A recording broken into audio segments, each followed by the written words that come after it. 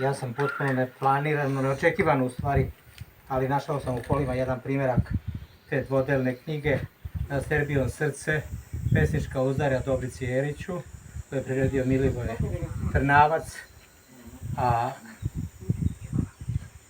sa druge strane samouki akademik poezije spomenica Dobrici Jeriću, priredio isto Milivoje Trnavac. Izdalo je Udruženje književnika Srbije, a finansiralo i su izdavali Društvo srpskih domaćina.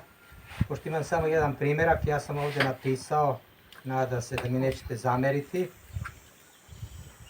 a Zoran će to predati, Biblioteci Lazarevca na dar, Društvo srpskih domaćina, profesor dr. Miladin Ševarlić i Udruženje Ognjište Zoran Antonijević. Hvala vam puno. Sad ste da kažemo ovako povukli da kažem... I evo da vas darujem, predsjedniče, sa jednom značkom Društva srpskih domaćina.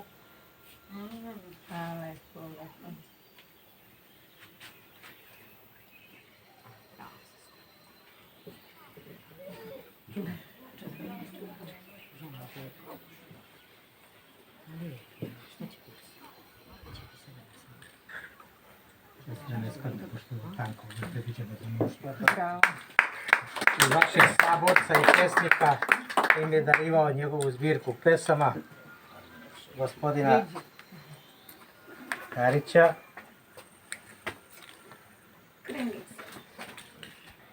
Sredit će nam za nošnju, ali da ne spadne samo zbog toga. Stavit ćemo u džep pa ćemo...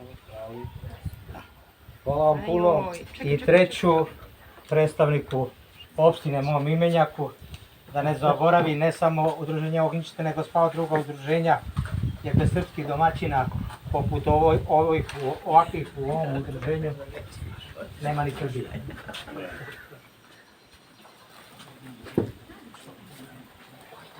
Doktore, samo jedna slika. Ajde sva trojica.